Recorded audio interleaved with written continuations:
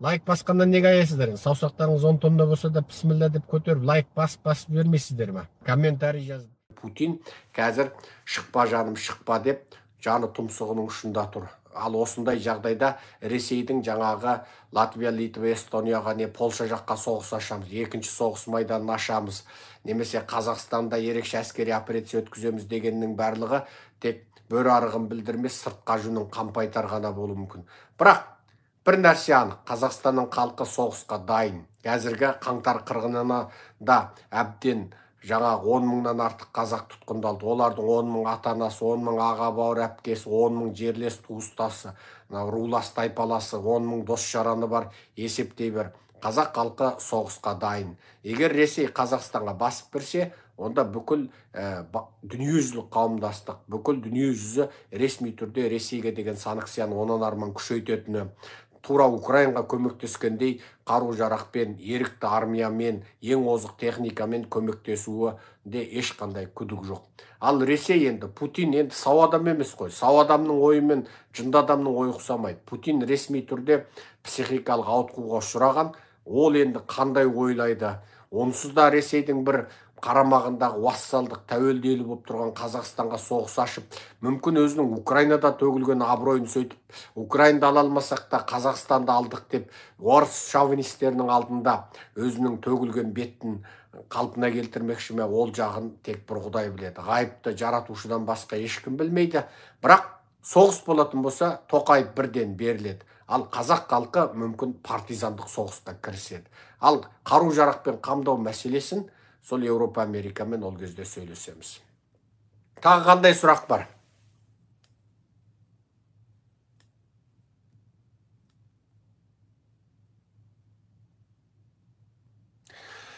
Аға, біздің Ресейге кеткен жерімізді алуға бола ма дейді. Әбден болады. Саратов, Сарытау, Кереку, Қызылжар, Омбы, Томбы, соның бәрін алуға болады. Ресей әлсіреп отыр. Қазір Жапонияның өзі Ресей басып алған аралдарды аламыз деген әңгімені айтып отырғанда, Ресейге кеткен жерімізді алудың мүмкіндігі әлде қайда жоғары. Тағы қандай сұрақ бар?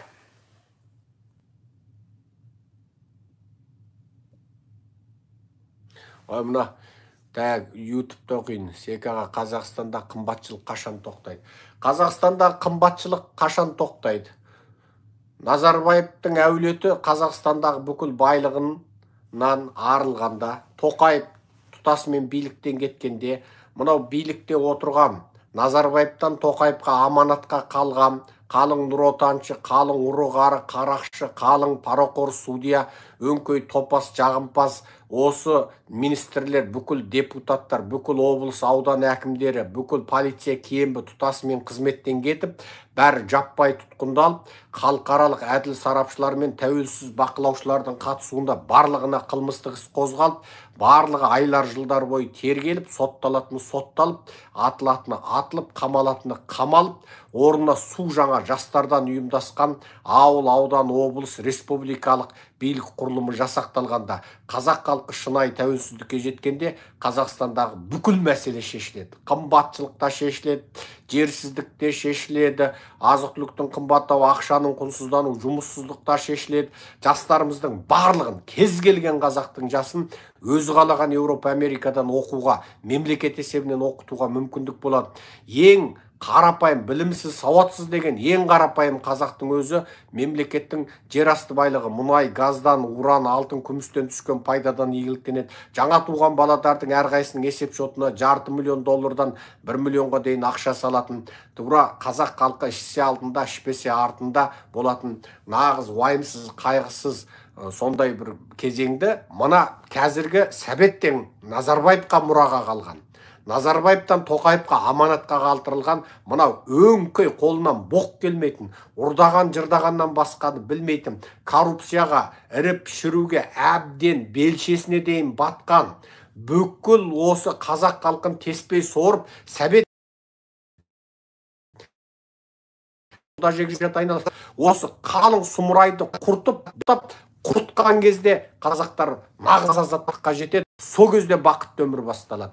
Ал мына сұмырайлардың біреу билікте отырған кезде ешқашан бақытты өмір аңсамаңыздар. Қымбатшылық, анау мынау, нақақ соттау, үркіту, қорқыту, цензура, бүкіл пара, мынау докторхана, мектеп, университет, тұтас қоғам пара, өңкей жаңа сот, судья, полиция пара, кембі пара. Бұл жүйені тек тас талқан шығар, басынан бақайшығына дейін шағып, бүкіл министр, депутат, Назарбаевтың әулет үрім бұтағынан түк қоймай соттап, Тоқаевтың айналасындағы жағымпаз, мағымпаз бәрін түрмеге қамап, бәрін халықаралық әділ сарапшыларменен бейтарап бақылаушылардың бақылауында айлар жылдар бойы тергеп, қылмысты болса соттап, қылмыссыз болса жіберіп, тіпті ең жазықсыз, ең қылмыссыз дегеннің өзін Назарбаевтық, Тоқаевтық режимде жұмыс істегендерді тұтасымен ендігі арсаған ауылда чопыр болғаннан басқа қызмет жоқ деп жаңағы жібермейінше, су жаңа былғанбаған жастарды билікке әкелейінше Қазақстан оңалмайды.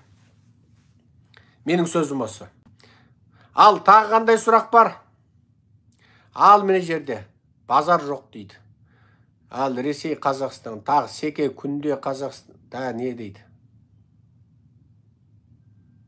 Тағы қандай сұрақ бар, қойыңыздар. Мен көрмей қалған сұрақ болса екі қайталап жіберіңіздер.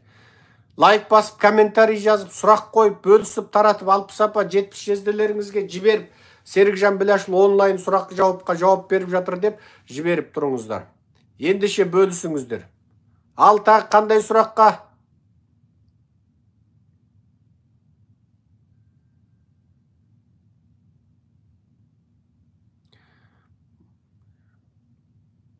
Мына жерде Путин Украин туралы бір сұрақ келіп, Украинды қоя салып, Қазақстанға шабуылдау мүмкін бе? Соғыс кезде биологиялық зертхана туралы көп айтылып жатыр. Бұл нені білдіреді?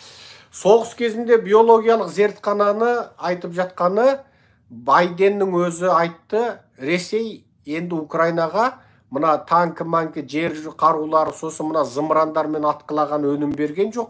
Украинда мына зымырандардан қорғанатын зымырандарды алды қазір. Зымыранға қарсы зымыран атады. Мынау танкілерін тасталқан қылатын озық еуропалық, америкалық қаруларды алды. Енді бұлар шарасыздан, Украинға биологиялық және химиялық қару қолдану мүмкін. Химиялық қару дегеніміз, мысалы химиялық улы газдар шашып жібереді.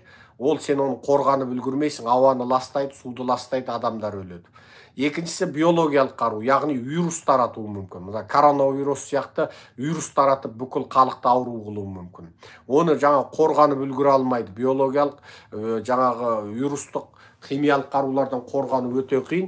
Енді бұл Байденнің айтқаны. Бұл енді Ресей осы соғысты ашу үшін Украинада Американың биологиялық химиялық қарулар зертханасы бар деп жала жабуын бастады. Ресейдің осы сөзін Қытай тарс еткізіп көшіріп алып, ойбай Украинада Американың лабораториясы бар екен, биохимиялық қару лабораториясы бар деп артынан барып өздерінің коронавирусты таратып бүкіл дүниеге қара бет болған, бүкіл дүниенің Қытайдың коронавирусының қайнарын зерттейміз деген күдігі бар екендігі естеріне түсіп, дереу орыстың хабарын көшіріп таратқан тоқтата қойды.